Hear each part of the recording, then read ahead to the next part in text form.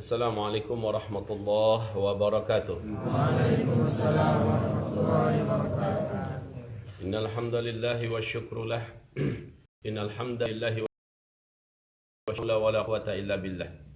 Allahumma salli wa sallim ala Rasulillah sallallahu alaihi wasallam wa ala alihi wa sahbihi wa mawalah wa man tabi'ahu bi ihsan ila yaumil qiyamah.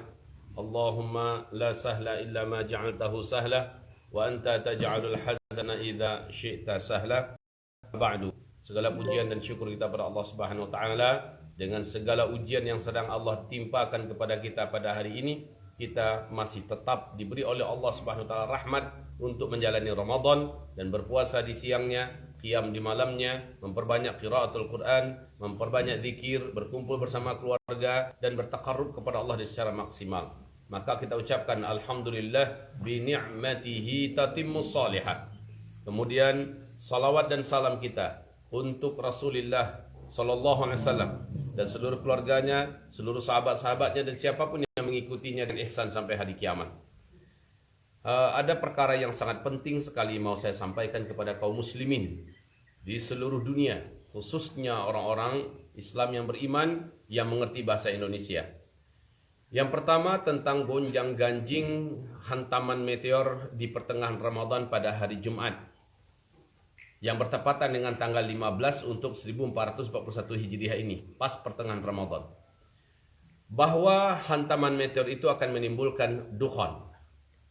Sesungguhnya kejadian itu dengan izin Allah Subhanahu wa taala saya meyakini tidak sekarang. Yang pertama, hadis itu adalah hadis yang dhaif jiddan, sangat lemah, dan juga menurut Ibnu Jauzi hadisnya adalah hadis palsu.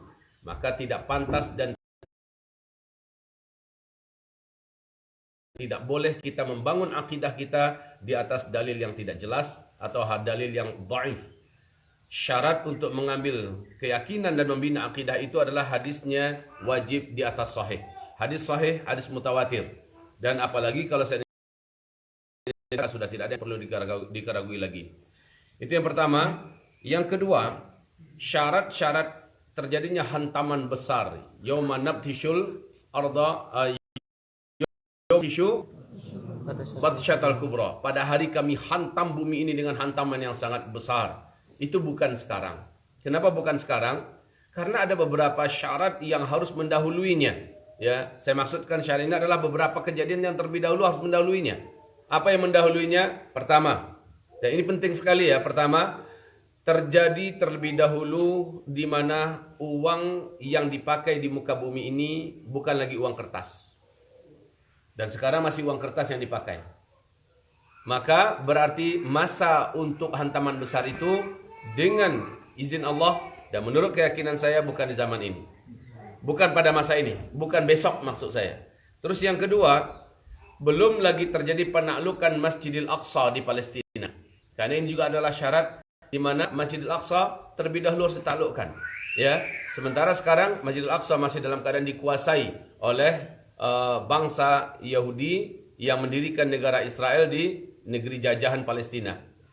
Dan yang ketiga, saudara-saudaraku yang kami muliakan, belum lagi muncul gunung emas dari dalam perut bumi Irak di atas aliran sungai Efrat. Kalau seandainya ini sudah muncul akan terjadilah perang besar. Karena kata Rasulullah, orang akan berangkat menuju ke sana, setiap negara akan mengirimkan tentara-tentaranya dan berperang di sana, memperebutkan gunung emas itu. Ya, nah dalam kondisi perang, di samping ada perang-perang kecil yang terjadi di berbagai negara atau perang-perang lokal yang terjadi di seluruh kota-kota di negara-negara, maka ini juga belum wujud. Maka saudaraku yang kami muliakan, ini perkara-perkara besar. Yang pertama tadi, uang keras masih dipakai. Yang kedua, Baitul Maqdis belum dibebaskan. Dan yang ketiga, gunung emas masih belum muncul dari dalam perut bumi Irak. Dan ditambah lagi yang keempat adalah pemanasan global dalam artian terjadinya kemarau yang super ekstrim dan kelaparan yang merata di seluruh dunia, di mana orang pada akhirnya menjadi brutal dan liar, jahat, itu tidak atau belum lagi pada masa ini. Baru percikan-percikannya baru nampak. Nah, saudara-saudaraku yang kami muliakan, melihat kepada banyak tanda-tanda yang belum terwujud, ya, ditambah dengan ini yang paling penting juga, ditambah dengan gempa-gempa belum lagi terjadi di Arab Saudi dan kekacauan yang besar di tubuh keluarga kerajaan Arab Saudi memperebutkan kekuasaan juga belum wujud. Maka dengan ini saya berharap kepanikan yang tidak perlu jangan terlalu di-expose, ya. Kepanikan yang juga tidak terlalu penting untuk diperturutkan. Tetapi ajakan kami mempersiapkan diri ini adalah tetap tidak bisa ditawar-tawar. Persiapkan diri, karena setiap persiapan yang kami anjurkan tidak pernah ada ruginya sedikit pun. Kita menganjurkan agar kalau seandainya ada uang, segeralah belikan kepada emas. Sudah beberapa tahun yang lalu saya menganjurkan demikian, dan ini tidak ada ruginya. Toh kapan-kapan kita perlu uang, kita masih bisa untuk menukarkannya. Dan justru emas juga makin lama makin tinggi harganya, dan sebentar lagi lihat, seluruh mata uang di muka bumi akan jatuh sejatuh-jatuhnya. Dan menyesallah orang-orang yang mempunyai simpanan berupa angka-angka digital. Yang kedua, saudara-saudaraku yang kami muliakan, kita masih bisa untuk merasakan hari-hari kita dalam suasana yang boleh dikatakan walaupun sudah dikepung oleh corona, ya, kita masih bisa merasakan di mana suasana kita alhamdulillah tidak sampai kepada tingkat kelaparan global, di mana itu adalah juga sesuatu yang mesti terlebih dahulu terjadi. Allahu a'lam. Yang jelas persiapan yang kami anjurkan juga contohnya agar kita memperkuat dan memperbanyak amal soleh kita sebanyak-banyaknya, dan ini dimaksimalkan khususnya dengan amalan wajib, amalan sunat, dan berhentilah berbuat dosa dan maksiat. Kemudian yang ketiga yang kami harapkan kaum muslimin kami muliakan, apabila terhenti sekarang ini orang melaksanakan ibadah umrah dan besok ini haji entah bagaimana, bagaimanapun juga ini memang adalah salah satu di antara simbol-simbol atau tanda-tanda di antara tanda-tanda akhir zaman itu. Akan tetapi ini bukan berarti tanda-tanda akan datangnya hantaman meteor di bulan Ramadan seperti yang digambarkan di dalam hadis riwayat Nu'aim bin Hammad. Jadi persiapan berikutnya yang kami sangat anjurkan kepada kita semua adalah mempersiapkan stok makanan.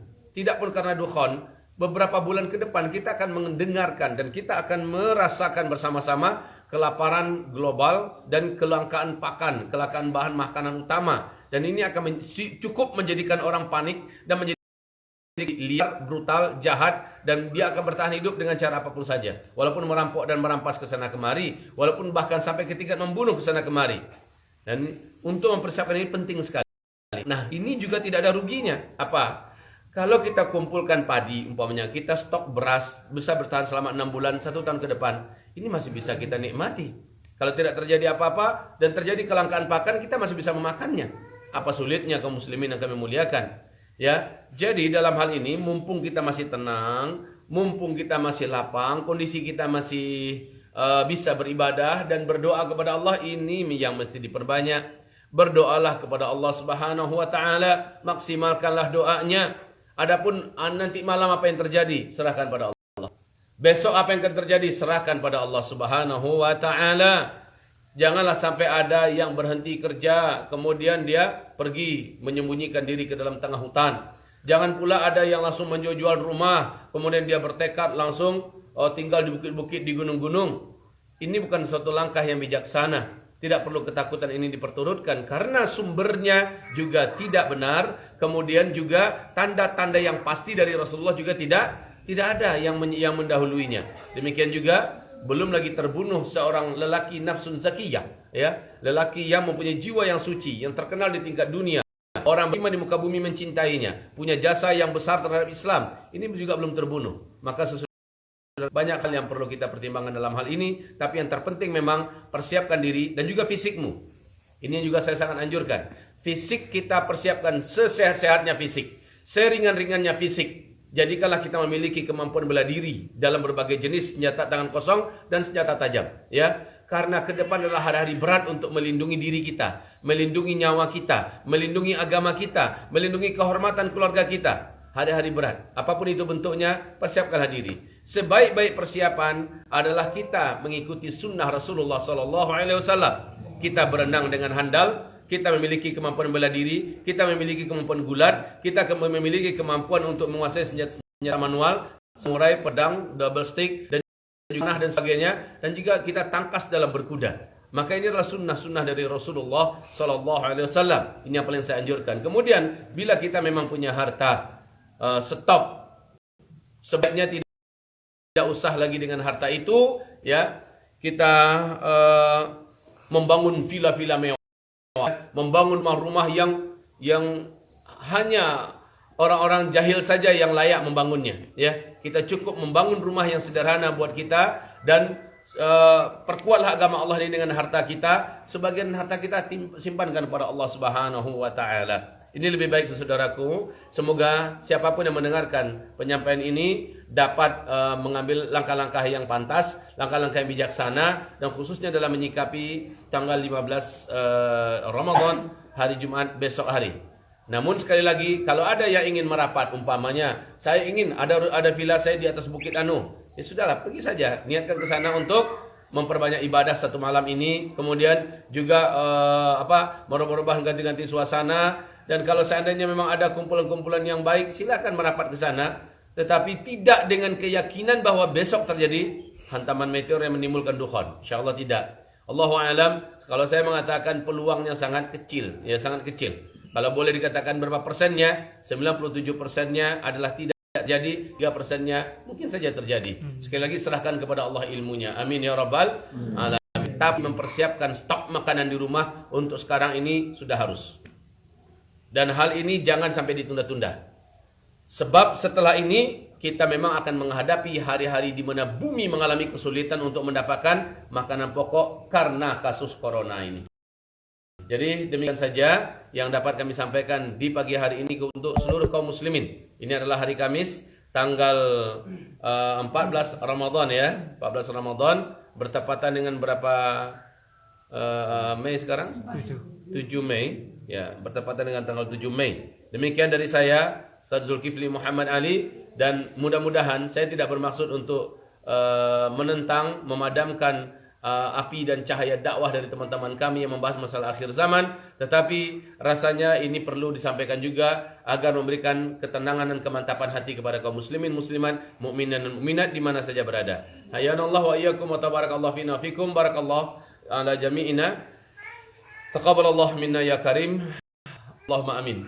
Mari kita tutup dengan membaca doa kafaratul majlis. Subhanakallahumma wa bihamdika asyhadu an la ilaha illa anta astaghfiruka wa atubu ilaik. Wabillahi taufiq wal hidayah. Wassalamu alaikum warahmatullahi wabarakatuh. Waalaikumsalam.